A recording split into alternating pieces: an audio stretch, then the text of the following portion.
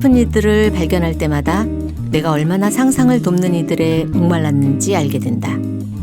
내게 롤모델이 필요 없다고 여겼던 오만한 생각은 여태 나와 닮은 이들을 보지 못했던 결핍에서 왔다는 것을 깨달았다. 나이가 들거나 장애가 있거나 비슷한 경험을 공유하는 이들을 마주칠 때의 기쁨을 느끼면서 말이다. 그래서 난 여전히 닮고 싶은 이들을 더 찾고 싶다. 안주하지 않고 계속 상상하게 하는 이들을 만나고 싶다. 상상은 누군가의 존재를 공고히 하는 것부터 누군가의 죽음을 막는 일까지 다양한 힘을 가지고 있다. 상상하는 힘이란 얼마나 중요한가. 장애 감수성을 기르는 본격 문학방송 A의 모든 것. A의 모든 것을 시작합니다. 저는 진행을 맡은 DJ 호호 김효진입니다. A의 모든 것은 장애 감수성을 기르는 본격 문학방송입니다. 우리 방송은 장애 문학인을 비롯해 장애와 관련된 다양한 분야의 작가를 소개하고 있습니다. 장애인에 대한 편견을 허무는 것이 우리 방송의 목적입니다. 저는 노지영 문학평론가 노평님과 함께하고 있습니다. 네, 노평님 잘 지내셨나요? 물론이죠. 네. 이제 그 더위가 많이 지나간 것 같아요. 네, 날이 선선해서 어제는 잠을 자는 게 춥게 느껴지더라고요. 그러니까요. 네. 가을이 왔나 봅니다. 저는 얼마 전에 장애인화가 3인 전시회 다녀왔는데요. 가을은 문화의 계절이죠. 예, 그날 또 마침 비가 와가지고요. 정말 그 멋있는 그림 작품들. 그 다음에 또 오프닝 공연에서 무려 1시간 동안 그 장애 예술인들의 노래 또 연주가 있었어요. 그래서 정말 촉촉한 감성에 젖었던 그 시간이었고요. 가을이 성큼 다가왔구나 하는 걸 느꼈었습니다. 네, 그러면서 또 가을은 풍성한 계절이기도 하잖아요. 그렇죠. 그래서 우리 방송에도 출연한 특별 게스트시죠. 김도현 선생님이 노들 장애인 야학의 연중 최대 행사인 평등한 밥상이라는 곳에 초대를 해 주셨어요. 아, 정말요? 네. 같이 갈까요? 아, 좋아요. 네. 노들 야학 무상급식 기금 마련을 위한 후원의 자리인데요. 올해가 노들 야학 개교 30주년이라고 합니다. 네, 그 어느 때보다 풍성한 먹거리와 공연이 함께할 거라고 하는데요.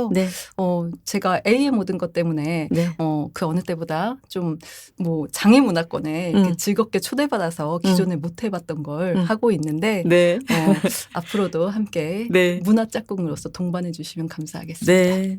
그러고 보니 정말 가을은 풍성한 계절 맞는 것 같아요. 우리 북콘서트도 가기로 했잖아요. 그렇죠. 네, 변재현 작가. 그 많은 사람들을 연결해 주는 그런 계절이 아닌가 싶습니다. 네. 연결됩시다. 네. 오늘 첫 번째 순서 A의 모든 세상에서는 여러분들과 장애인의 건강에 대해서 이야기 나누도록 하겠습니다. 네, 올여름 진짜 더웠잖아요. 견디기 정말 힘들더라고요. 그런데 그 환경학자들 얘기에 의하면 올해가 가장 덜 더운 여름일 거다. 이제는 뭐 지구 온난화가 아니라 보일링이다. 이렇게들 이야기하더라고요. 그래서 저는 올해 정말 온열 질환 때문에 우리가 생명에 위협을 당하겠구나 이런 실감이 들었었거든요. 그래서 특히 이제 장애가 있고 고령이고 하다 보면 건강에 더 취약할 수밖에 없을 것 같은데 사람들이 장애인의 건강에 대해서는 사실 관심이 잘 없는 것 같아요. 그냥 원래 아픈 사람. 그러니까 뭐 더 이상 건강해지지 않을 것이고 특별히 건강을 돌볼 필요가 없는 사람 이렇게 좀 논외로 그 밀어놓는 듯한 그런 느낌이 있고요. 장애인 건강권법 이런 게 있더라고요. 있어요. 그게 2017년에 시행되기 시작했는데 맨날 무슨 검토만 하고 있어요. 제대로 되고 있는 게. 뭐 장애 맞춤형 건강검진 항목이라는 게 있다는데 유명무실한 거죠. 그렇죠. 맨날 검토만 하고 개발 안 되고. 법률에는 있는데 실제로 장애인들이 뭐 유형이라든가 장애 정도, 장애 특성을 반영해서 건강검진을 받을 수 있는 시스템은 아직 전혀 없는. 그래서 비장애인 중심으로 설계된 그런 시스템에 우리가 그냥 끼워 맞춰야 되는 네. 이런 상황이고요. 장애인은 네. 비장애인에 비해서 만성질환 유병률도 높고 그럼요. 장애 유형에 따라 동반질환 같은 것들도 많고 사망률도 높은 편인데 네네. 비장애인과 동일하게 건강검진을 적용하는 것은 예방의학적 관점에서도 상당히 부적절한 그러니까요. 근데 건강검진을 만약에 못 받는다. 여러 가지 제약 때문에 예를 들면 엑스레이를 휠체어 이용자가 찍기 정말 힘들고요. 아, 그다음에 뭐 소변 검사가 기본이잖아요. 네. 그런데 자기네는 이 휠체어 이용자가 사용할 수 있는 화장실이 없으니 집에 가서 받아와라. 이런 이야기들도 한다고 하고요.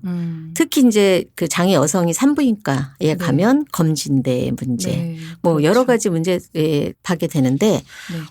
건강 검진조차 못 받으면 그러면 그 이후의 관리는 없다라고 봐야 되는 거죠. 예. 네. 심각한 문제이고요. 또 뭐 건강검진뿐만이 아니라 네. 건강주치. 네, 그런 네. 사업이 있더라고요. 들어보셨어요? 네, 들어보기만 했죠. 네. 저에게는 단 한 번도 네. 안내를 해준 적이 없어요. 네. 네. 이런 제도가 있다. 뭐 어떻게 해봐라라고 네. 한 적이 네. 없고요. 사실은 의료진 입장에서도 주치를 하겠다고 나서기가 쉽지 네. 않을 수밖에 없는 게 네. 이게 이제 방문 진료인데 네. 병원에서 진료를 받으면 뭐 예를 들면 1시간에 엄청난 인원을 받을 수 있잖아요. 진료를 네. 할 수 있잖아요. 근데 네. 방문하게 되면 왕복 시간이 다 네. 빼앗기는 거라서 네. 누구도 엄두를 낼 것 같지가 않아요. 그래서 네. 지금 제대로 시행되고 있지 않고 네. 당사자 입장에서는 본인 부담금도 네. 부담이 상당히 심하고 이런 여러 가지 문제들 그리고 재활 서비스에 대해서는 뭐 논의도 제대로 되고 있지 않은 네. 건강 주치에 대한 정보를 접할 곳 자체가 거의 없는 그렇죠. 것 같아요. 그래서 홍보도 잘 되어야 네. 되고 그다음에 의료진들이 이 사업에 참여할 수 있도록 인센티브도 주어야 되는 그런 문제들이 지금 산적해 있는데 법만 만들어 놓고 네. 제대로 시행이 안 되는 네. 게 우리나라 특징인 것 같아요. 네. 뭐냐면은 아시아 태평양 지역 국가에서는 우리나라 엄청 부러워하거든요. 왜요? 법이 장애인 관련 법이 굉장히 많다. 그리고 이제 유엔에 보고할 때 보면 어떤 법도 있고 어떤 법도 있고 어떤 법에 어떤 내용이 있다 막 굉장히 자랑을 해요. 근데 그 법이 잘 시행되어야 장애인 삶이 달라지는 건데 네. 2017년이면 벌써 5년이 지났잖아요. 네. 아직도 검토 중이라는 것은 네, 좀 문제가 있을 것 같습니다. 호우님도 목발 사용자니까 어깨가 안 좋아서 정기적으로 시각장애인들이 하는 지압원에서 네. 지압을 받으시잖아요. 네. 뭐 후천적으로 장애를 갖게 되면 장애 관리를 어떻게 해야 되는지 알기가 어려우니까요. 그러니까는 건강 관리의 문제가 단지 뭐 병이 유병자에게만 해당되는 게 아니라 장애로 인해서 발생할 수밖에 없는 여러 가지 2차 장애 이런 것들에 대해서도 좀 종합적으로 고려해야 되는데 늦으면 늦을수록 사회적 비용이 더 늘어나는 거잖아요. 그리고 장애인은 더 아프고요. 네, 그래서 좀 법적인 조치를 하루빨리 취해줬으면 하는 바람입니다. 네, 아까 말씀하신 장애인 건강주치가 잘 돌봐주는 시스템이 됐으면 좋겠네요. 네네. 한 사람을 평생 돌봐주고 포괄적으로 돌봐주고 지속적으로 돌봐주고 뭐 이런다면은 전 너무 좋을 것 같은데요. 그러니까 우리나라 그럴 정도의 충분히 잘 사는 나라잖아요. 장애인들에게 골골하면서 간신히 연명하라라고 하지 말고 건강하게 살 수 있도록 좀 조치를 마련해 주었으면 좋겠습니다. 맞아요. 생애주기 안에서 의료와 돌봄을 통합한 전인적인 의료가 장애 영역에서 먼저 시범적으로 정착이 되고 또 전사회적으로도 활성화되면 좋겠다는 생각입니다. 저는 장애인의 존재가 그런 위치인 것 같아요. 장애인들이 처음에 어떤 요구를 하면 뭐 그렇게까지 이렇게 이야기하지만 장애인에게 적용했던 어떤 것들이 다른 우리 사회 구성원들에게도 잘 이렇게 전파가 되면서 결국은 함께 잘 살 수 있는 나라를 만들 수 있는 그런 존재가 아닌가 싶습니다. 맞아. 네. 그럼 공지사항 안내해 드리도록 하겠습니다. 오늘의 특별한 손님을 모시기 전에 안내를 드릴 텐데요. A의 모든 것은 이음 온라인 콘텐츠 중 하나예요. 이음 온라인은 문화체육관광부와 한국장애인문화예술원이 운영하는 장애예술 전문 지식 플랫폼입니다. 이음 온라인은 장애 유무와 관계없이 누구나 더 나은 문화예술 정보와 콘텐츠를 이용할 수 있게 공연, 전시, 축제 등 문화예술 소식과 다양한 형식의 예술 관련 콘텐츠를 수어 해설, 음성 해설 등 여러 접근성 정보를 포함해 제공하고 있습니다. 장애예술의 현재가 궁금하다면 포털 사이트에 이음 온라인을 검색해 보세요.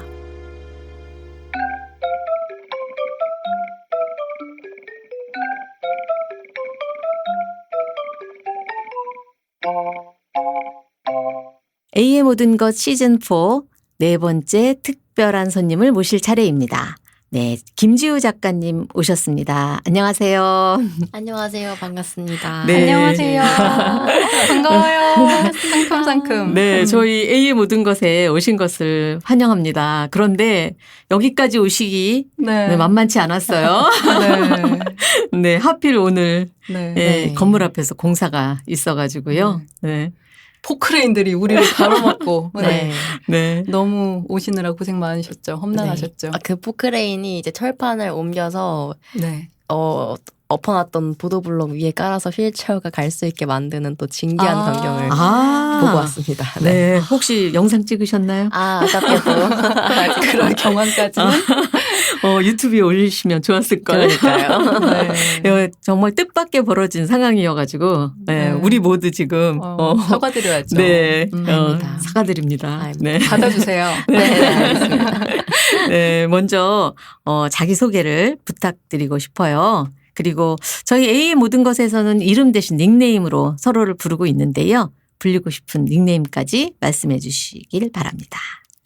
네, 안녕하세요. 저는 휠체어가 굴러서 구루님, 유튜브에서는 굴러라 구루님이라는 채널을 운영 중인 네. 유튜버 구루님이고요. 네. 하고 싶은 말이 많고요. 구릅니다. 라는 책을 쓴 작가 김지우이기도 합니다. 책 제목처럼 하고 싶은 말이 너무 많아가지고 영상도 만들고 글도 쓰고 또 뭐 활동도 하면서 지내는 사람이라고 저를 소개하고 있고요. 저는 이미 7년 전부터 구루님이라는 닉네임을 썼기 때문에 여기서도 구루님이라고 불러주시면 되겠습니다. 네. 코로나 걸리셔서 네. 회복된 지 얼마 안 돼서 목소리 안 좋다고 얘기했는데 정말 네. 상큼하시네요. 아유, 그런가요? 네. 상큼하고 차분하기까지. 네. 저 예전부터 궁금했었는데요. 구루님이라고 스스로에게 님자를 붙인 네. 특별한 이유가 있으신지요? 근데 사실 원래는 약간 굴러가겠다 이런 의미로 구루리라고 했는데 네. 뭔가 리보다는 님을 붙여볼까라는 생각을 그냥 문득 했었어요. 그래서 붙여보니까 되게 좋은 점이 이제 악플 다는 사람들이 네. 구루님 뭐냐? 약간 이런 식으로 다는 거예요. 네네. 그래서 저를 굉장히 그 존중하는 악플러들에게 느낌? 존중받는 이런 네. 닉네임이 돼서 아직까지 만족하면서 쓰고 있습니다. 저는 나름대로 혼자 상상한 게 네. 어리다고 만만히 보지 마라. 나를 존중해라. 이런 거를 처음부터 의도하지 않았을까? 네, 이렇게 생각했습니다. 에고이즘? 막 이런 거. 네, 그런 것도 있을 것 같아요. 네, 오늘은 구루님에 져서 하고 싶은 말이 많고요. 구릅니다를 중심으로 대화를 나눠보려고 하는데요. 이 책, 네. 제가 말해도 될지 모르겠지만, 네. 네, 저는 아주 소중한 분께 선물을 받았어요. 네. 너무 좋은 책이 있다고 저한테 작년에 선물을 해주셔가지고, 제가, 이런 분이 다 있어? 했었는데, 오늘 성덕의 날이 와가지고 상당히 기쁩니다. 네. 그 책을 누가 선물한 사람 해줬냐고요? 네, 밝히셔야죠. 호호님께서. 네. 네. 제가 선물했답니다. 네, 성견지명으로 저에게 감사합니다. 선물을 해주셨습니다. 네. 이 책에는 구루님이 살아온 20년의 시간이 담겨 있는데요. 프롤로그 앞에 보면 이름표가 하나 있어요. 거기에 이렇게 적혀 있어요. 나, 김지우, 유튜버 구루님, 22세, 여성, 대학생, 연극배우, 라디오 DJ, 아마추어 모델, 14년차 휠체어 베스트 드라이버, 개 한 마리와 고양이 한 마리의 집사, 도시생활자, 휠꾸, 과몰입너, 미루기의 달인. 네. 제가 읽기도 버거울 만큼 굉장히, 자기소개에 많은 내용이 담겨 있는데요. 소개해 주신 것처럼 다중 페르소나를 가지고 살고 계신가 봐요. 네. 그리고 이제는 또 책을 내서 작가가 되셨고요. 듣기로는 많은 출판사에서 출간 제안을 받았다고 들었는데요. 그만큼 집필하시기에 굉장히 신중했을 것 같아요. 책을 쓰게 된 계기, 그리고, 무엇이 구루님을 작가의 길로 인도했는지 궁금합니다. 네, 사실 되게 이런 이유라고 싶을 수도 있는데 제가 글 쓰는 걸 되게 무서워했었어요. 별로 안 좋아하고. 그래서 나는 글을 되게 못 쓰는 사람인 것 같아 라고. 겸손하시기까지. 아니에요, 아까 국문과 출신이냐고 물어봤잖아요. 제가. 생각을 할 정도로 글 쓰는 걸 굉장히 무서워해서 이제 출판사들한테 제안을 많이 받았을 때도 이게 사실 영상도 뭐 평생 남는 거긴 하지만 책이라는 게 또 되게 다른 느낌이잖아요. 그러니까 영상은 제 채널에 올라간 거는 제가 마음에 안 들면 뭐 지워버릴 수도 있는 건데 책은 그럴 수가 없는 거니까 되게 고민을 많이 했었고요. 그런데 이제 저희 만난 편집자님께서 정말 꾸준하게 연락을 주셨어요. 근데 그게 되게 집착이 약하시네. 네. 근데 막 엄청 막 부담스럽지 않고 처음에는 그냥 구루님이 되게 궁금하다. 한번 그냥 보고 싶다. 책과 관련 없이 이렇게 말씀해 주셨는데 사실 그 아까 읽어주신 이름표도 제가 쓴 게 아니라 편집자님이 써주신 거거든요. 그렇기도 하고 그 메일에서도 뭐 구루님은 어떤 사람이신 것 같고 어떤 분이신 것 같다. 뭐 연애하듯이. 네. 그리고 마지막 줄에 그리고 살짝 쿨톤이신 것 같다 이렇게 말씀을 하셨는데 사실 되게 좋은 편집자님들이 많이 연락을 주셨지만 네. 보통은 이제 제가 장애에 대해서 얘기를 많이 하니까 뭐 장애에 관련한 이런 글을 써보자라고 먼저 제안을 해주시는 분들이 많으셨는데 이분은 되게 다른 제 면면들을 많이 봐주시는 거예요. 그래서 되게 이분이랑은 뭔가 일을 해보고 싶다는 생각이 들어서 뭔가 사랑 고백 같지만 네, 지금 너무 좋은 편집자님을 만나서 글을 써봐야겠다라고 결심을 하게 됐고요. 근데 뭐 편집자님도 계셨겠지만 저 역시도 사실 영상에서는 다 하지 못하는 얘기들이 있잖아요. 네. 그런 걸 책에 많이 적어보려고 했던 것 같아요. 그러니까 아무래도 영상은 길이의 제한도 있고 뭐 올라가는 것에 대한 제한도 있고 해가지고 제가 여태까지 하지 못했던 뭐 가족 얘기라든지 하는 것들을 언젠가는 한번 써보고 싶다, 언젠가는 한번 알리고 싶다는 생각이 있었는데 책이 또 좋은 포맷인 것 같아서 결심을 하게 되었습니다. 네.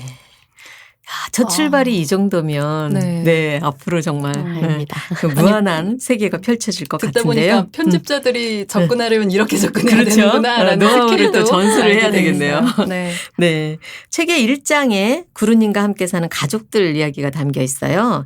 엄마 현미, 아빠 태균, 동생 지원, 반려동물 쭈와 꾸미까지 다른 몸과 삶의 맥락을 가진 가족들의 삶을 들여다보고 있는데요. 소개하고 싶은 문장이 있어요. 잠깐 읽어보겠습니다. 우리가 서로를 대하는 방식은 이렇다. 전부 읽어낼 수는 없지만 어떨 때는 오독하고 또 어떨 때는 첨삭을 받으면서 그리고 그걸 다시 인용해 오면서 서로의 삶을 다시 쓰고 있다. 이 문장을 읽으면서 이 책이 말하고자 하는 바는 함께 사는 법이 아닐까 하는 생각을 했는데요. 구루님이 다른 이들과 함께 살아온 시간이 여기 고스란히 담겨 있다고 느꼈습니다. 네, 아빠 태균의 말처럼 비장애인 사회와 장애인 사회를 구분짓지 않고 서로 연결되려면 어떤 노력을 하면 좋을까요? 너무 어려운 초반부터 이런 질문을. 근데 저는 사실 늘 얘기하는 거는 같이 그냥 살아야 된다고 얘기를 많이 하는 것 같아요. 제가 챕터 아직 나오진 않았지만 챕터 4에서는 학교 얘기를 많이 하는데요. 저는 이제 12년 동안 정규교육 과정을 계속 일반 학교에서 나왔고 그래서 비장애 학생들이랑 같이 지냈는데 제일 크게 느끼는 점은 정말 막 뭐 착하다고 소문난 친구라도 처음에 저랑 막 이렇게 잘 맞고 막 처음부터 그런 사람은 없거든요. 근데 이 친구들이 오히려 성격이 좀 나빠 보이지만 저랑 한 달, 1년 같은 반이 되고 같이 살면은 장애인에 대한 태도가 그냥 자연스러운 거죠. 다른 사람이 아니고 그냥 같은 학급 친구니까. 그렇기 위해서라도 분리하고 나누는 게 아니라 같이 공부하고 같이 자라야 된다고 저는 생각을 하는데 또 그게 또 요즘에 굉장히 이슈가 되기도 하고 나쁘게 얘기하는 뭔가 흐름들도 생기는 것 같아서 저는 굉장히 안타깝습니다. 있고요. 저는 그럼에도 불구하고 어린아이 시절부터 같이 살아야 된다고 계속 생각을 하고 있습니다. 네. 그 책 내용 중에 친구 얘기 있었잖아요. 네. 그렇게 오래 사귄 친구가 아닌데 어느 날 어디 갔다 왔는데 너 가기 되게 좋겠더라. 제가 인권감수성 교육하면서 그거를 네. 인용해서 소개하고 있거든요. 지금. 감사합니다. 그런 네. 비장애인인데 장애인 감각으로 장애를 가진 사람들의 감각으로 주변을 다시 보는 것. 네. 네, 이게 되게 정말 네. 신선했어요. 네. 별거 아닐 수 있는데 네. 사실 쉽지 않거든요. 맞아요. 네, 아주 가까운 사람들도. 그게 구루님이 되게 이야기성이 있는 글들을 그러니까요. 쓰시잖아요. 네. 그래서 저는 이 책의 특히 초반 부분이 한편의 1인칭 소설 같다는 생각을 했거든요. 나중에 현미태균 지원의 3인칭 소설로 발전시켜도 재밌겠다라는 생각을 했고 그래서 에세이를 읽으면서 마치 김혜란의 소설에 두근두근 내 인생이라는 작품이 있잖아요. 그 한 부분을 읽는 것 같은 그런 느낌이 들었습니다. 네. 그래서 문예지에서 소설 청탁 같은 거 혹시 안 왔었나요? 전혀. 그래요? 묘평이 청탁하세요. 그러니까요. 소설가의 길로 이끌어 주시면. 소설서도 보고 퓨진하게 진짜 잘 쓰시겠다는 생각을 했고 그만큼 관찰력과 캐릭터 묘사력이 뛰어나서 정말 몰입감이 있었는데 그러니까. 그렇기 때문에 정말 교육교재로 방금 호우님이 말씀하신 것처럼 쓰기에 너무 좋은 자료인 것 같다는 생각도 들었어요. 네.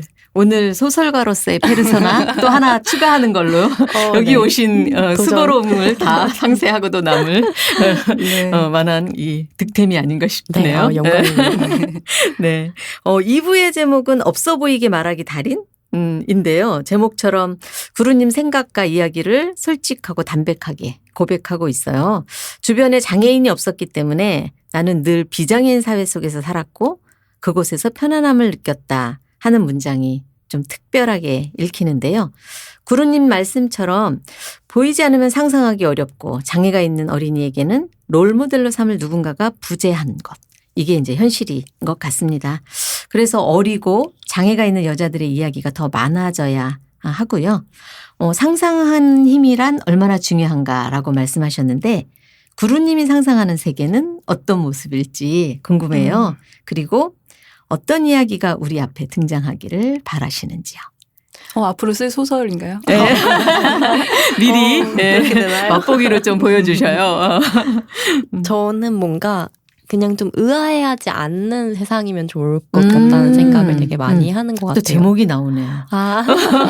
네, 감사합니다. 이렇게 잘 띄워주셔서 제가 몸둘 바를 모르겠는데, 그러니까 되게 아직까지도 뭐 장애인이 어떤 일을 한다고 하거나 아니면 어떤 장소에 등장을 했을 때 되게 처음에는 의아해하는 사람들이 많잖아요. 그래서 굳이 의미를 찾으려고 하거나, 그러니까 정말 별 생각 없이 시작한 건데, 뭐 장애를 딛고 성공했다고 한다든지, 뭐 이런 의아한 순간들이 너무 많은데, 장애인이 어떤 곳에 있든 어떤 일을 하든, 그냥, 그 일을 하나보다 하는 세상이 오면 얼마나 좋을까, 이런 생각을. 심드렁? 네, 심드렁한 생각. 이것도 되게 좋네요. 네, 그래서 뭐 이상적이진 않지만, 저는 요즘에 여행을 굉장히 많이 다녔는데, 또 다른 나라를 가보니까, 조금 더 이동권이 잘 되어 있는 나라들에서는 사람들이 그 의아해하는 게 분명히 있겠지만 관광객 입장에서는 훨씬 덜 느껴졌었거든요. 네, 그래서 봤어요. 일본이랑 대만 사례 막 이런 거. 프랑스도 이제 이번에 갔는데 다 제가 딱 그 심드렁이라는 표현이 너무 좋았는데 저는 글을 썼을 때 그냥 담백함이라고 썼었거든요. 그냥 심심한 다정함 뭐 이런 식으로 썼는데 그 어느 누구도 막 정말 막 뭐 불쌍해 보여서 혹은 정말 뭐 불편해 보여서 도와주려 막 안절부절 자극돼서 막 그런 느낌이 아니라 그냥 지나가던 사람 중에 Do you need any help? 이렇게 그냥 물어보는 거예요. 너 혹시 도움 필요해? 근데 제가 No thanks라고 하면은 오케이 하고 그냥 가고 사실 이런 문화가 되게 좋았거든요. 그래서 그때 좀 내가 뭔가 동료로서 그냥 가만히 있을 수 있는 느낌은 조금 여기 가깝지 않을까 이런 생각도 했었는데 물론 뭐 이상적인 사계는 아직 없겠지만 그런 좀 사람들이 다 그냥 좀 심드렁했으면 좋겠다. 이런 상상을 좀 하는 것 같습니다. 무관심하거나 오버해요. 맞아요. 네, 그래서 우리가 그 양극단의 반응에 대해서 어떻게 반응해 주는 게 자연스러울지 오히려 우리가 당황하게 되는 그런 순간이 너무 많아서 맞아요. 네. 좋습니다. 네. 네. 유튜브 채널 굴로라구루님 운영하고 계시잖아요. 사실 장애 유튜버 중에서는 거의 원조 라고 할 수 있는데 네, 이 나이에 심지어 원조 소리를 들으시더라고요. 중학교 때부터 시작하신 거죠? 네, 중학교 말 고등학교 초부터 네, 그러니까 시작했습니다. 네. 구독자가 7만 5천 명 일 정도로 많은 사랑을 받고 계시는데요. 그 채널의 첫 영상 제목이 대한민국에서 살아가는 장애인 이야기. 네, 야심차게 시작하셨고요. 예, 그만큼 다른 사람들에게 영향을 많이 미친 것 같아요. 이제는 같은 장애인이 편하게 공감할 수 있는 영상을 만들고 싶다라는 목표가 생겼다고 들었는데요. 이 장애인이 편하게 공감할 수 있는 콘텐츠를 어떻게 만들 수 있을까요? 되게 정책과 어려운 질문을 그러니까요. 계속 어려운 질문을 제가 하게 되네요. 죄송합니다. 네. 저 생각을 많이 했는데 왜냐하면 저도 이제 영상에 있어서 유니버셜 디자인을 그렇게 잘 지키고 있는 창작자는 아니어서 항상 거기에 대한 어떤 책임감을 느낄 때가 있어요. 그래서 제가 말하기 좀 어렵지만 그래도 말해보자면 저도 잘 못하는 입장에서 말해보자면 그 두 가지 다른 이야기를 할 수 있을 것 같은데요. 첫 번째는 조금 더 어떤 말씀하신 정책적인 혹은 좀 물리적인 유니버셜 디자인에 대해 얘기를 하자면 영상에 있어서 일단은 다른 장애를 가진 사람도 편하게 즐길 수 있는 영상이어야 된다라는 생각을 많이 하는 것 같아요. 그러니까 저는 이제 디시스터즈라고 해가지고 유튜브에서 시각장애가 있는 유튜버인 우령님과 청각장애가 있는 유튜버인 하겨월님 이렇게 셋이 뭉쳐서 영상을 만드는 콘텐츠도 진행 중인데 항상 내 영상이 우령 언니가 보기 편할까? 내 영상이 하겨월 언니가 보고 이해할 수 있을까? 이런 생각을 되게 많이 해요. 그렇죠. 그래서 하겨월 언니가 보기 위해서는 자막이 있어야 되겠고, 근데 자막 플러스 뭐 영상에서 효과음이나 BGM도 되게 많이 쓰이는데 그런 것들까지 이제 자막으로 표현할 수 있는 그런 것들이 필요하겠고, 우령 언니가 이해하기 위해서는 영상 장면에 대한 설명이 들어가야 되잖아요. 네. 그래서 화면 해설, 네, 화면 해설과 뭐 자막 혹은 수어 해설 같은 것들이 영상 에서 필요하다는 생각을 많이 하고 있고요. 저도 다 하고 있지는 못하지만은 이전에 이제 유튜브에서 지금은 그게 막혔는데 이전에는 시청자들이 직접 자막을 쓸 수 있는 정책이 있었어요. 그래서 보통은 이제 다른 언어로 번역을 하거나 하는 걸 시청자들한테 요청을 하는데 저는 자막에 제 말뿐만이 아니라 영상에 등장하는 소리나 효과음까지 표시하는 모두가 즐길 수 있는 자막을 만들어 달라고 시청자분들한테 요청을 했는데 정말 하루 만에 제 영상 모든 거에 자막이 달렸었던 적이 있었어요. 보면은 누가 말했는지도 써놓으시고 뭐 효과음이 나오면 어떤 효과음이 나오는지 써놓으시고 예, 너무 감사했던 경험이 있는데 그렇게 좀 BTS 아니에요? 그 정도면? 네, 그렇게 좀 정책이 다시 뭔가 만들어져서 혼자 할 수 없더라도 좀 힘을 모아서 같이 마련할 수 있는 게 있으면 좋겠다 이런 생각을 많이 하고요. 저는 이제 두 번째 얘기할 거를 좀 많이 지키려고 노력을 하는데 두 번째는 약간 심리적인 디자인인 것 같아요. 그래서 장애인이 편하게 공감할 수 있는 영상이라고 했을 때 사실 지금은 되게 많은 장애 인플루언서 분들이 계시고 그래서 제가 이 첫 영상을 올렸을 때만큼은 장애인의 이야기가 막 TV에서 혹은 뭐 막 정말 다큐멘터리 뭐 심파 영화에서만 등장하진 않잖아요. 그래서 많이 다양해지고 있는데도 불구하고 사실은 어떤 잘 팔리는 이렇게 말하면 좀 그렇지만 잘 이렇게 소비되는 영상은 아직도 정해져 있다는 느낌을 많이 받아요. 네. 책에도 그런 얘기, 문제의식을 가지고 쓰신 것 같아요. 그래서 그건 보통은 이제 장애인이 되게 힘든 상황에 놓여 있을 때 그걸 되게 부각하는 영상들이 되게 많이 아직도 인기가 있는데 사실 저는 그런 걸 보면 너무 마음이 불편한 거예요. 왜냐면 장애가 없는 사람한테는 이게 어떻게 느껴질지 모르겠는데 저한테는 그냥 제 현실이고 일상인데 이거를 막 극대화시키는 게 저는 그게 얼마나 불편한지 아니까 그게 막 재밌게 느껴지지가 않고 그냥 마음이 너무 무거웠어요. 그래서 다른 장애인들도 이렇게 생각하지 않을까. 그러니까 장애인들이 편하고 장애인들에게 이건 나를 위한 영상이다라고 느껴지기 위해서는 어떻게 해야 될까라는 고민을 되게 많이 하고요. 그래서 장애를 그저 도구적으로 소비를 하거나 아니면 어떤 조회수 끌기용으로 쓰지 않고 정말 공감할 수 있는, 그러니까 이 영상은 장애인이 보고 있다라는 생각을 하고 영상을 만들면 훨씬 더 뭐 디자인적으로 발전한 영상을 만들 수 있지 않을까 해서 노력하고 있습니다. 네.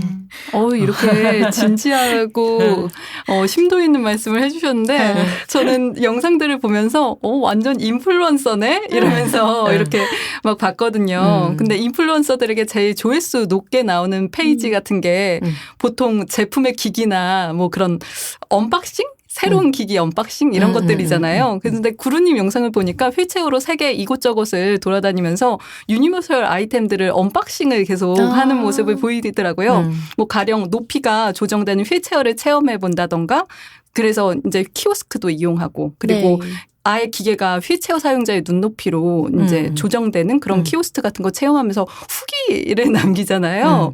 그래서 구루님 정체성 하나가 휠체어 꾸미기도 있지만 이제 휠체어 언박싱 이쪽으로도 정말 특화되어 있다라는 생각이 들었고요. 자꾸 써보면서 그렇게 타인의 시선과 입장이 되어보지 않으면 우리는 진짜 뇌로만 생각하고 추상으로만 그걸 받아들이기가 쉽잖아요. 그래서 몸 언어의 구체성 속에서 질문을 해나가면서 타인의 마음을 이렇게 상상하는 과정이 정말 필요하구나라는 생각이 들었고 저는 언박싱 너무 재밌게 보고 있습니다. 그렇게 해석해 주시는 거 처음 들었는데 너무 감사하고 너무 좋은 것 같아요. 네. 더 열심히 해보겠습니다. 아니 게다가 그 구루님 외에 우령님이랑 그다음 하계월님 다들 인플루언서들이잖아요. 근데 이 세 분이 합쳐지면 정말 얼마나 파워풀해질까. 네, 장애계 아이돌들. 네, 정말 기대가 큽니다. 그리고 그분들로 인해서 다른 감각이 계속 열리는 거라서 네, 사실은 굉장히 고민도 깊게 하시겠지만 또 일상에서 또 실천하고 계신 게 아닐까 그렇게 보여지네요. 그리고 그 친구분들의 근친 감각 같은 것들을 우리가 그러니까요. 좀 배우고 싶다는 생각도 많이 들어요. 네, 사실 그 책 쓸 때도 제가 디시스터즈 얘기를 실었잖아요. 그래서 가장 생각을 많이 했던 게 우령 언니가 책이 나왔을 때 읽을 수 있어야 된다였어요. 근데 이제 책은 그냥 종이로 나오니까 우령 언니는 읽기가 힘든데 저희 편집자님이 굉장히 노력해 주셔가지고 사실 책 나오고 이북이 나오기까지의 기간이 좀 많이 간격이 벌어지는 편인데 저 책 같은 경우에는 정말 한 몇 주 안 걸려서 이북을 바로 출간을 했고요. 네, 또 표지 설명을 이북에는 덧붙였어요. 그래서 표지는 우령 언니가 볼 수가 없으니까 표지가 어떻게 되어 있는지를 저 표지 디자이너님이랑 저랑 같이 써가지고 이북에서는 표지 설명도 읽으실 수가 있습니다. 네, 여기서 등장하는 허우령 씨는요. KBS 아나운서. 네, 맞습니다. 네. 시각장애인이시고요. 네, 저도 같이 유튜브를 한번 찍은 적이 있습니다. 또 여기서 이렇게 한번 밝히시는군요. 숟가락을 얹으면서. 숟가락을 하나 더 얹자면 그렇게 우리 구성 작가 최지인 작가도 일하고 사랑을 하고라는 두 번째 시집을 내면서 표지에다가 시각장애인들을 위한 이제 표지 해설 같은 거 이렇게 써서 많은 사람들이 호평을 하였습니다. 그러니까 유니버설 디자인이 뭐 거창하다고 꼭 생각할 필요가 없는 게 우리 일상에서 사실은 조금만 민감해지면 실천할 수 있는 것들이라서요. 근데 그런 해설을 이렇게 글재주가 있는 구루님이나 아니면 시를 직접 쓰는 최진 작가나 이런 사람들이 이렇게 썼을 때 그 깊이나 이제 여운 같은 것들이 또 상당하잖아요. 네, 그런 분들이 잘 많이 해주시길 바라겠습니다. 다음 순서는 극장 A입니다. 극장 A는 책 속의 문장을 작가의 목소리로 경험하는 시간인데요. 김지우 작가님의 목소리로 하고 싶은 일이 많고요. 구릅니다 속 문장을 감상하시겠습니다. 서로 다르게 세상을 감각하는 사람들의 관계에서는 새로운 문법이 만들어진다. 그 과정은 어떠한 법칙처럼 한순간 정해지는 것이 아니고 삐끗대며 실수해 나가면서 자연히 서로의 방식에 익숙해지는 것에 가깝다. 그렇게 어설피 생성되는 문법을 발견할 때 나는 우리가 한 차례 더 단단하게 묶이는 기분을 느낀다. 서로의 몸이 서로에게 익숙해지는 장면을 사랑한다. 네, 더 단단하게 묶이는 기분 막 느껴지네요, 진짜로. 구루님이 그래서 쓰신 것과 같이 기성의 매체에는 장애가 없는 몸을 가진 이들을 중심으로 사람의 이야기를 하고 있잖아요. 세상은 주로 비장애인의 문법으로 이야기를 또 하고 그중에 장애인의 이야기는 또 남성의 문법으로 이야기하는 경우가 많은데요. 그래서 수업 시간에 장애에 대해서 제가 이야기할 기회가 있으면 학생들은 전장현의 이동권 투쟁을 중심으로 해서 거의 그렇게 천편일률적으로 얘기하는 경우가 많은 것 같아요. 물론 장애 투쟁사에 있어서 아주 중요한 흐름인데요. 하지만 장애를 읽어나가는 문법을 그렇게 단일화해서 쉽게 또 이야기하는 사람들도 생기지 않나 하는 생각도 듭니다. 그래서 구루님 같이 장애 청년 시스터즈와 같은 각자의 특유한 정체성들이 정말 중요한 것 같아요. 그리고 심지어 구루님은 개와 고양이와의 관계 속에서도 새로운 문법들을 또 발견하고 계시잖아요. 네, 강아지 고양이랑 같이 사는 게 정말 재밌잖아요. 네네. 재밌는 순간들을 되게 많이 발견하는데 거기에 휠체어가 끼어들면은 더 재밌는 순간들이 많아요. 그래서 저는 가끔가다 전동 휠체어에 개 싣고 가시는 분들 되게 많이 보거든요. 저도 되게 많이 봐요. 동질감을 느끼는데 저희 강아지 고양이도 휠체어에 타는 걸 정말 좋아하기 때문에 그래서 그런 것들 혹은 이 강아지 고양이가 사실 장애에 대해서 얘네는 모를 거잖아요. 모르는데도 불구하고 다른 비장애인 가족들과 저를 대하는 태도가 다를 때 되게 그게 오히려 더 자연스럽고 뭔가 그냥 이게 사는 거구나라는 걸 느끼는 것 같아요. 개와 고양이의 MBTI를 좀 알고 싶기도 한데. 근데 MBTI 뭐세요? 진짜 저는 궁금했어요. 맞춰보세요. 아니 저는 근데 좀 즉흥적으로 뭘 하고 싶은 걸 이렇게 즉흥적으로 하고 막 이렇게 끌리는 대로 영감에 따라서 행동하는 사람들이 F가 많은데 F로 살고 싶지만 T로 살아야 되는 끊임없이 이제 계획적으로 계산하고 절차에 맞게 좀 어그러지지 않도록 그걸 생각하면서 살아야 되는 그런 운명이 아닐까. 그래서 F와 T 사이에 어디쯤에 있을까 그게 되게 궁금하더라고요. 네. F와 T는 약간 그 이성 막 이런 거잖아요. 네네네. 저는 완전 이제 막 남들의 그런 거에 다 관심 없고 내가 중요하기 때문에 땡기는 대로? T고요. T예요. 근데 또 이제 계획 무계획 PJ에서는 저는 완전 P. 계획이 하나도 없고 저는 그냥 끌리는 대로 삽니다. 저도요. P예요. J가 되고 싶어요. 저도 P예요. 그래요? 네, INTP. 그럼 저는 ENTP 한 글자만. ENTP. 네. 전 비밀입니다. 궁금한데. 신비주의. 인프티입니다. 그러실 것 같았어요. 그래요? 아니 원래 ENFP였거든요. 그런데 체력이 점점 소진되면서 좀 고령이 되자 고령이라 말해서 죄송합니다만 그러니까 이렇게 외향성이 점점 줄어들면서 내향성으로 가더라고요. 인프피 좋은 것 같아요. 감사합니다. 오늘 처음 칭찬받았어요. 두 이 사이에 P. 네네네. 네, 제가 끼어 있습니다. 땡기고 지금. 끌리는 대로 사는. 저는 이동권과 접근권과 자기 자율성과 존엄성 면에서도 좀 미시적인 서사를 써 내려가고 이를 좀 통해서 새로운 문법을 잘 발견하고 얘기를 더 많이 해야 된다는 그래서 와글와글 얘기를 해야 한다는 그런 작가님의 말씀에 너무 동의를 하는데요. 특히 쇼츠 같은 영상 쇼폼을 많이 찍으시는데 너무 재밌더라고요. 슝 하면서 이렇게 찍는 그런 것들을 보면은 기성의 사유와 반전의 생활을 이렇게 비교해서 보여주는 경우가 있어요. 그래서 전복적 쇼폼으로서의 장애서사 같은 영상 문법이 주는 어떤 충격과 쾌감 이런 것들이 저는 느껴지더라고요. 쇼폼 좀 보셨나요? 저는 쇼폼 못 본 것 같은데. 아주 중독성이 있어서 1시간이 훌떡 갑니다. 저는 잘 안 누르게 되더라고요. 안 돼요. 그런데 진짜 기성의 생각들 그리고 실제 장애인의 생활 이런 것들을 되게 전복적으로 톡톡 비틀어서 보여주는 짧은 시간 안에 쇼폼이 있는데 새로운 영상 문법이라고 저는 생각했어요. 너무 보겠습니다. 전복성이 있습니다. 꼭 보십시오. 너무 감사합니다. 이렇게 봐드려 주셔가지고. 우리는 더 많은 사람이 함께 배우고 자라나는 환경을 상상하는 작가 김지훈님과 함께하고 있습니다. 구루님의 책을 읽으면서 장애인의 몸에 대한 이야기가 더 많아지면 좋겠다라는 생각을 했어요. 특히 사랑에 관한 이야기도 마찬가지고요. 다양한 콘텐츠에 관심이 많으신 것 같은데요. 혹시 A의 모든 것 청취자분들께 소개해주고 싶은 이야기가 있으신지요?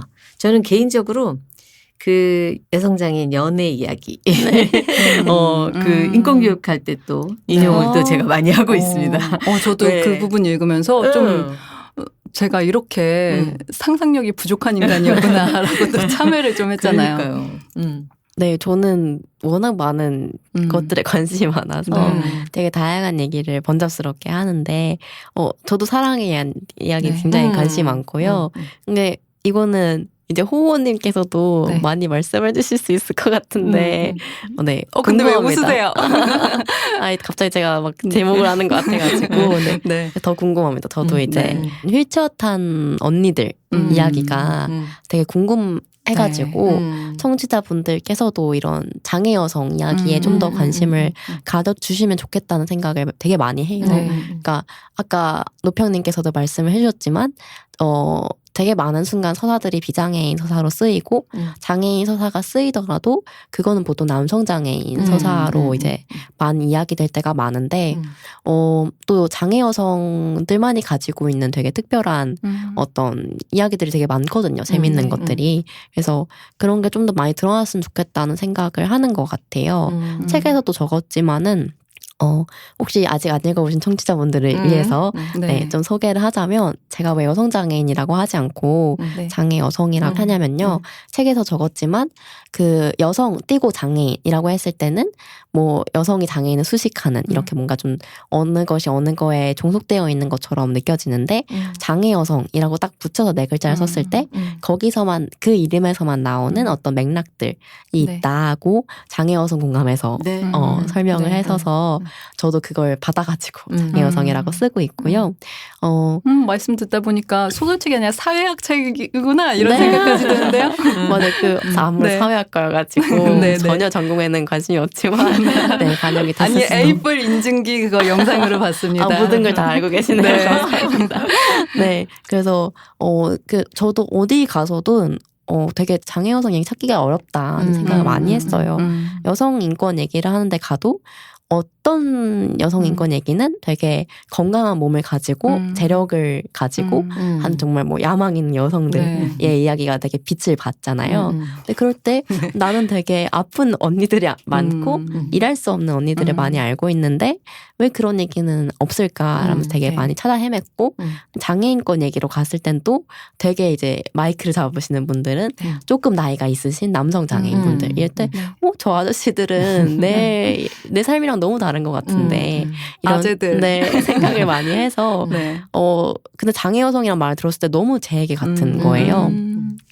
그래서 되게 많이 궁금한 것들이 아직 있을 텐데 이 얘기들이 더 많아졌으면 좋겠다 생각을 했고요.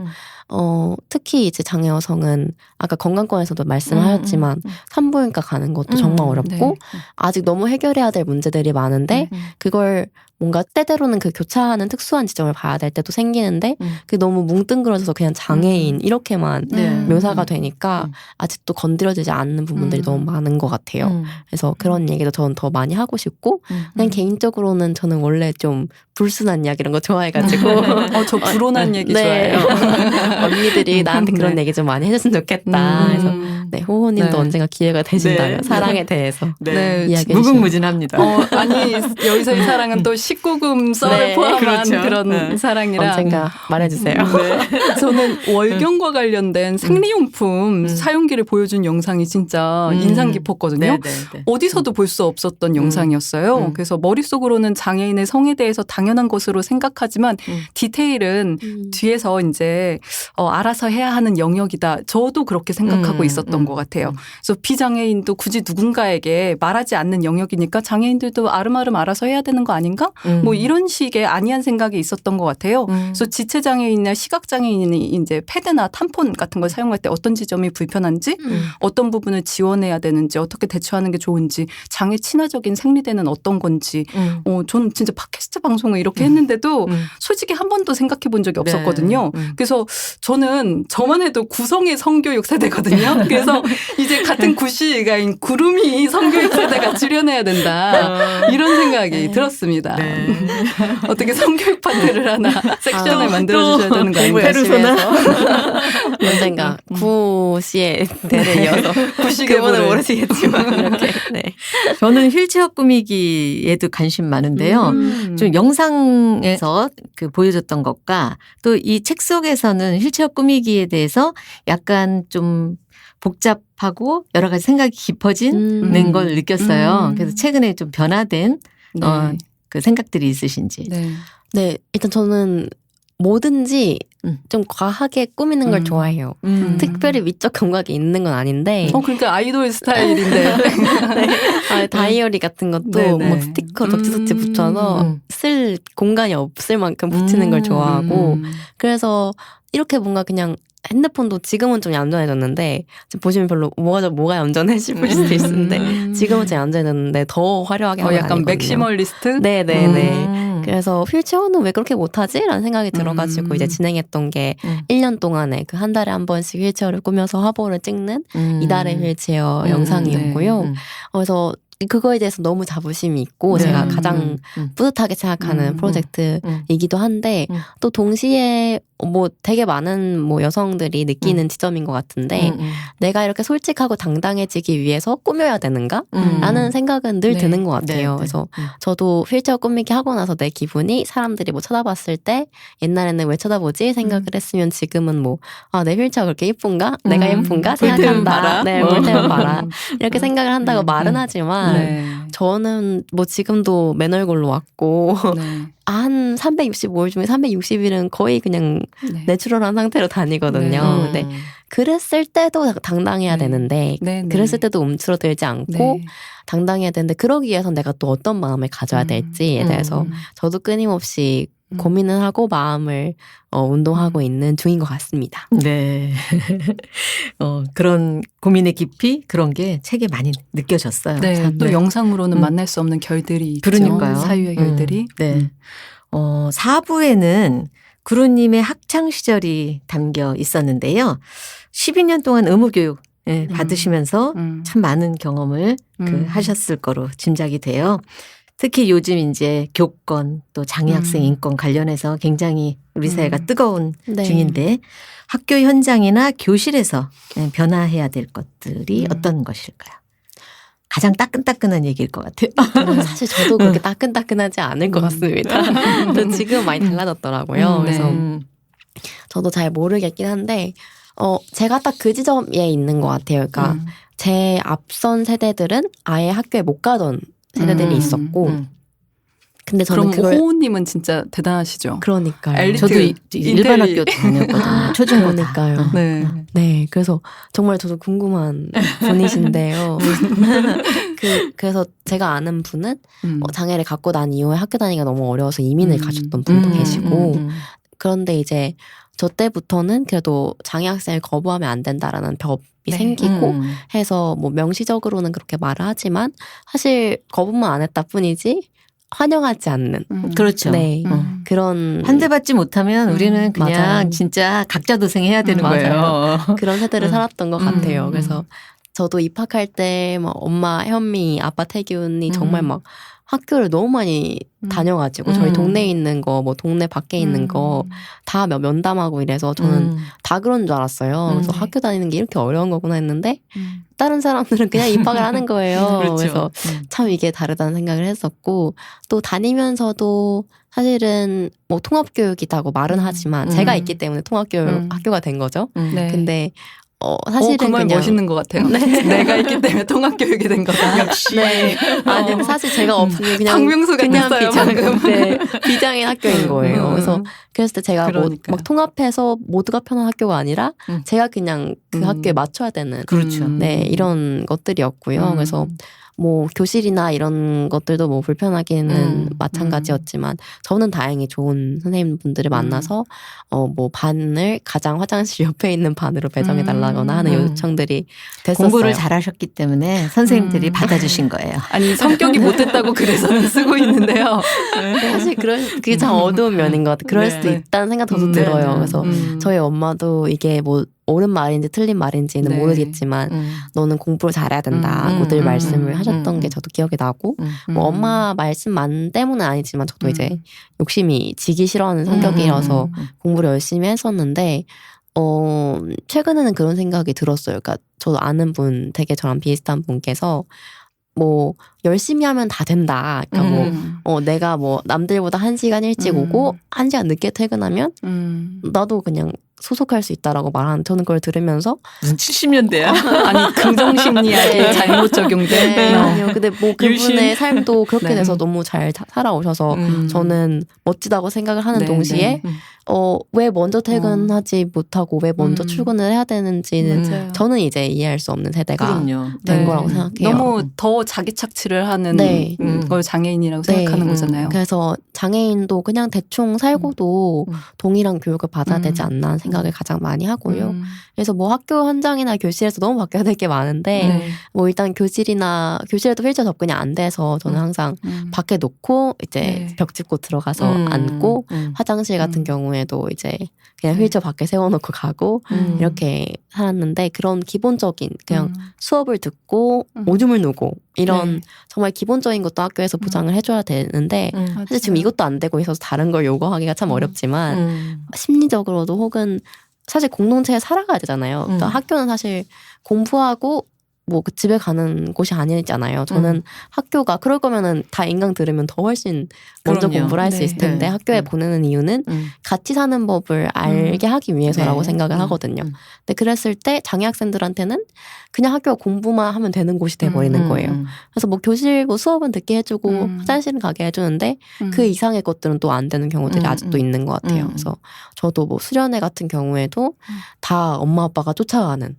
엄마가 방 하나 더 잡아가지고 엄마 아빠 거기 자고 활동 도와주고 이렇게 해서 뭐 가족이 그러니까 부양하지 않으면 전혀 학교에선 책임지지 않는 그런 것들이 아직도 있는 것 같아서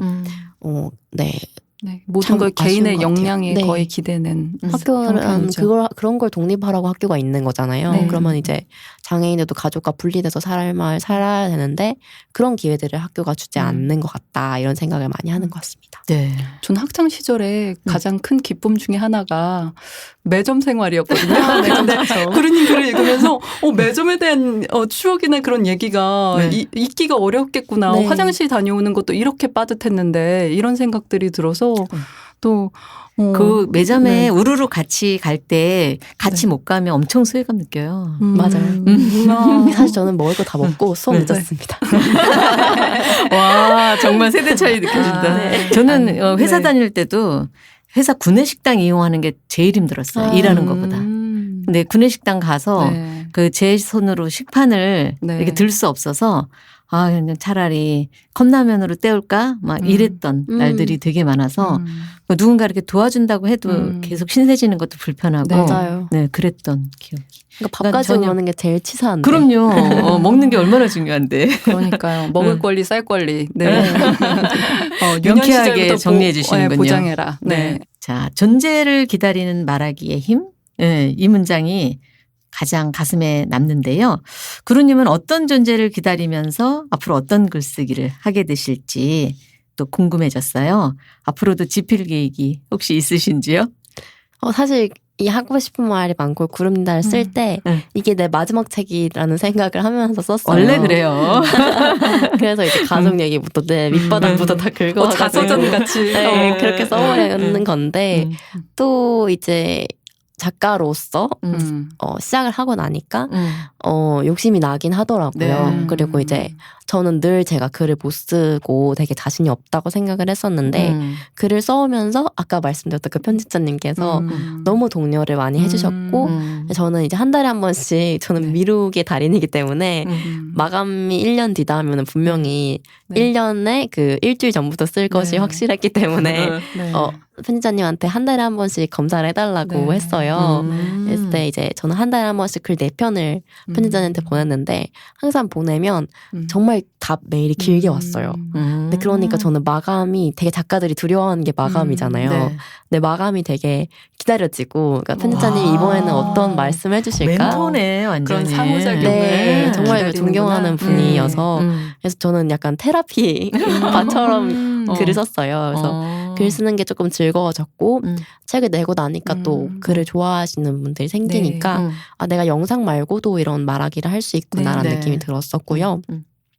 그래서 제일 이제 최근에 마음을 먹은 건 좀 구술사 기록을 좀 해보고 싶다는 생각이 들었어요. 제가 사회학과이기도 한데 뭐 질적 연구 좋아하는 건 당연하고 그러니까 제가 이제 연초에 지금 4학년이시죠? 네, 저 아직 3학년입니다. 아, 3학년이에요? 조금이라도 줄여보려고. 네. 휴학을 1년 해가지고 아직 3학년인데 연초에 제가 되게 힘든 일이 있었어요. 그러니까 이제 말씀하셨듯이 전장현 이런 것들 때문에 장애 인권 어떤 얘기가 좀 획일화되고 사람들이 되게 과열되는 시즌이 있었잖아요. 뭐 지금은 또 다른 것 때문에 과열이 많이 5월달쯤이었던 됐지만 것 같아요. 네네. 그래서 계속 그랬을 때 되게 작년 5월인가요? 어쨌든 그때부터 심했었는데 제가 이제 전장현 활동가들의 어떤 경찰 진압 과정에서 인권 유린적인 일에 대해서 너무 이거는 아니지 아니다. 않느냐. 네, 이렇게 이제 트윗을 적었었는데 이게 캡처가 돼서 이제 어떤 유명한 사람의 어떤 커뮤니티에 올라간 거예요. 근데 그때 이제 그분이 이제 욕을 하면서 올린 거죠. 욕을 하면서 올렸고 그때 그 게시물에 좋아요가 4,000개가 넘고 욕설 댓글이 한 600개가 넘게 달렸어요.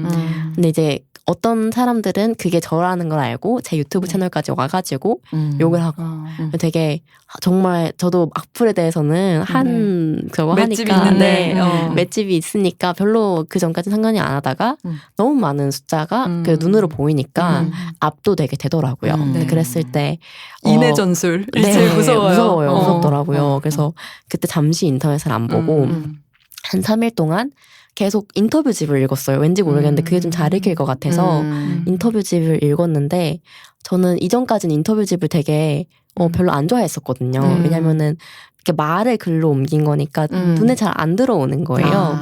그래서 인터뷰집을 그렇게 잘 즐겨 읽진 않았었는데 그 3일 동안은 그게 너무 잘 읽히고 그 사람 말들이 되게 그냥 저한테 하는 말 같아요. 해서 되게 힘을 얻어서 아, 말을 적는 것도 되게 놀라운 일이구나라는 생각을 하게 됐고요. 저는 이제 방금도 말씀드렸지만 휠체어 탄 언니들이 너무 궁금하기 때문에 자라오면서 그냥 계속 궁금했어요. 그러니까 뭐 2차 성징이 일어났을 때도 휠체어에 앉아있는데 어떻게 해야 되는지 뭐 연애는 어떻게 하는지 아무것도 뭐 19금은 어떻게 하는지 이런 걸 아무것도 모르니까 뭐 이런 거 뿐만 아니라 살아오면서 나이가 들면서 어떻게 자라야 되는지가 너무 궁금해서 휠체어 탄 언니들을 찾아가서 인터뷰를 해야겠다라는 생각을 했고요. 사실 이미 하고 있어요. 하고 있고 이거 이제 10월 달쯤에 책을 낼 거는 아직 아니고 약간 메일링 서비스 같은 걸로 좀 배포를 하면 좋겠다라는 생각을 계획을 가지고 있고요. 그래서 청취자분들께서도 관심 있으시면은 구독 부탁드립니다. 네. 출판사에서 연락 올 것 같은데요. 그랬으면 네 좋겠습니다. 저는 글도 글이지만 뭐 어쨌든 글도 너무 입심이 대단한 이야기꾼이라는 생각이 들잖아요. 그리고 에세이스트이자 자전적 소설가이다 이런 생각들이 들었지만 뭐 연극도 하셨다 그러고 또 영상을 찍으시니까 영화 창작자들도 눈독을 좀 들이고 있지 않을까 하는 생각이 드는데 스스로 또 콘텐츠 크리에이터이자 또 영화 창작자가 되려는 꿈도 있지 않으신가요? 사실 제가 중고등학교 때 계속 영화 감독이 되고 싶었어요. 그러다가 이제 유튜버가 돼버린 케이스인데요. 그래서 중고등학교 때 계속 영화 제작부였고요. 계속 연출을 맡았어요. 역시 안목이 있으시군요. 아니 뭐 아마추어니까 막 엄청 대단한 걸 만든 건 아닌데 저는 그 촬영장에서의 어떤 떨림과 설렘이 아직도 기억에 남거든요. 그래서 그런데 이제 갑자기 유튜버가 돼버려가지고 아직은 그 꿈을 어떻게 할지 잘 모르겠는데 시도를 하는 것 같아요. 그러니까 콘텐츠 크리에이터로서는 이제 저 스스로가 브랜드니까 제가 계속 출연을 하고 제 이야기를 하는 걸 만들지만 남의 이야기를 좀 쓰고 싶다 혹은 찍고 싶다는 생각도 여전히 있고요. 그래서 간혹 시도를 해요. 제 영상 중에서 휠체어 위에 우리들이라고 해서 제가 휠고를 한 이 노하우를 바탕으로 6명의 장애 아동 청소년들이랑 같이 휠고 해보고 3달 동안 같이 디자인하고 제품 만들고 화보까지 찍어보는 이런 컨텐츠를 했었는데 그때 영상을 제가 거의 등장하지 않고 그 아동들 목소리를 다 따가지고 그걸로 이제 약간 다큐멘터리처럼 영상을 만들었는데 그때 되게 또 제가 기분이 좋더라고요. 그래서 여전히 하고 싶은 마음이 있구나 라는 생각을 많이 하고요. 근데 이제 뭐 이거는 뭐 아무것도 아니라는 생각이 들긴 하지만 촬영이 되게 힘들잖아요. 되게 힘들고 현장이 굉장히 어려울 때도 많고 해가지고 내가 어떻게 현명하게 이런 것들을 커리어를 쌓을 수 있을까 계속 고민을 하고 있는 것 같아요. 네. 아까 다른 사람 관심 없고 나만 생각하신다고 하더니 아닌데요? 또 연출이라는 게 네. 엄청나게 그러니까요. 인프라를 갖추고 있어야 되는 거니까. 네, 기대가 됩니다. 좋은 네. 감독님이 되실 거라 믿습니다. 감사합니다. 네. 나이를 언급해서 좀 그런데 우리 A의 모든 것 최연소 출연자시거든요. 네. 근데 오늘 별로 나이 차, 세대 차를 별로 느끼지 못하고 그거 우리 재밌게 지나간 것 같아요. 어떠셔요? 좋은 얘기 해주세요. 좋았어요. 네, 너무 따뜻하게 해주셔가지고 너무 좋습니다. 네. 저는 그래도 보면 무사히 할머니가 될 수 있을까 뭐 이런 질문들과 이야기가 나왔던 것 같은데요. 네. 청소년 유튜버로 시작해서 청년이 돼서 또 디시스터즈를 만들고 또 작가가 되고 영상 감독도 되고 그리고 중년이 되고 장년이 되고 노년의 할머니가 되는 일이 얼마나 아름다울까 하는 생각이 들었어요. 그래서 비포 선라이즈 시리즈로 알려진 리처드 링클레이터 감독의 보이후드라는 작품이 있어요. 혹시 보셨나요? 아직 안 봤습니다. 제가 좋아하는 작품인데요. 그 영화에는 동일한 한 명의 배우가 6살 소년에서부터 출연해서 12년 동안 계속 그 배우만 찍는 거예요. 네, 그래서 성장한 모습이 다 오롯이 등장하거든요. 그래서 영상을 보니까 청소년기의 어린 구루님과 지금의 구루님의 영상이 이렇게 이어지면서 삶의 궤적이 나오니까 이 자체가 보이후드 아니면 걸후드가 되는 그런 한 편의 영화를 본 느낌이었다는 생각이 들고요. 네. 그래서 그렇게 무사히 내 삶의 주인공으로서 감독으로서 자신과 연계된 세계의 지도를 잘 그려가셨으면 하는 바람입니다. 네. 오늘 책으로 시작해서 유튜브, 영화로 이야기가 마무리되었습니다. 이제 마칠 시간이 다 되어서요. 네. A의 모든 것에 출연해 주셔서 정말 감사드리고요. 또 청취자분들께 끝인사 부탁드릴게요. 네. 사실 저도 책에 대해서 이야기하는 게 굉장히 오랜만이에요. 책이 낸 지 좀 됐고 해가지고 되게 불러주셨을 때 너무 반갑고 감사했고요. 또 장애 이야기를 많이 그걸 하는 채널이다 보니까 제가 훨씬 더 편하게 이야기를 할 수 있었던 것 같아요. 근데 뭐 장애뿐만이 아니라 창작자로서 내가 생각하는 바와 내가 하고자 하는 말을 안전함을 느끼면서 얘기를 하는 공간이 되게 소중하거든요. 어느 공간에서는 되게 이 얘기를 하면 안 되지 않을까? 이 얘기는 이해가 안 되거나 혹은 문제가 되지 않을까 하는 생각을 하면서 많은 창작자분들이 그러실 텐데 그렇지 않고 안전한 공간을 마련해 주셔가지고 너무 감사하다는 말씀 드리고 싶습니다. 들어오는데 너무 이렇게 힘들었는데 안전한 공간이라고 해주시니까. 굉장한 스케줄이신 걸로 알고 있는데요. 정말 기꺼이 출연해 주셔서 다시 한번 감사드리고요. 수다로 놀아주셔서 이렇게 헤어지기 너무 감사해요. 너무 아쉽네요. 네, 안녕히 가세요. 감사합니다. 네, 또 뵐게요. 네, 안녕히 계세요. 또 봬요. 나의 이야기가 바로 너의 이야기 우리의 이야기가 모두의 이야기 한 글자는 너 한 글자는 나 한 문장은 그렇게 우리가 되어 킁킁 우리의 가슴을 두드릴 이야기 토닥토닥 모두의 마음을 어루만질 이야기 함께 들어볼래요? 마음을 열어 더 넓은 세상으로 마음을 기울여 당신의 세상으로 킁킁 난 너의 문장이야 장애 감수성을 기르는 본격 문학방송 A의 모든 것 이번 순서는 A의 책방입니다. A의 책방은 A의 모든 것 구성작가 최지인 시인이 책을 한 권 소개하는 코너입니다. 안녕하세요. A의 모든 것 구성작가 최지인입니다. 제가 오늘 소개할 책은 천자오루에 져서 사랑을 말할 때 우리가 꺼내지 않았던 이야기들입니다. 이 책을 쓴 천자오루는 타이완 특수학교 집단 성폭력 사건을 고발한 대만의 르뽀 작가입니다. 저자는 이 책을 쓰기 위해 장애인 당사자뿐만 아니라 그들의 부모와 연인, 돌봄 노동자, 사회복지사, 특수학교 교사, 활동가 등을 폭넓게 만나고 국내외 제도와 법률, 사회문화적 환경까지 두루 검토하며 장애인의 성과 사랑을 함께 고민해야 할 사회적 의제로 제시합니다. 이 책은 다양한 몸과 마음을 가진 사람들을 소개하며 사랑과 성의 본질이란 무엇인지 묻습니다. 더 나아가 정상적인 성과 비정상적인 성은 누가 규정하는지 읽는 이에게 근본적인 성찰을 하게 돕습니다. 이 책의 원제는 암흑의 나라입니다. 비장애인 중심의 사회에서 장애인의 성과 사랑은 암흑 속에 있는 것처럼 혹은 부적절하고 불가능한 것으로 여겨집니다. 저자는 말합니다.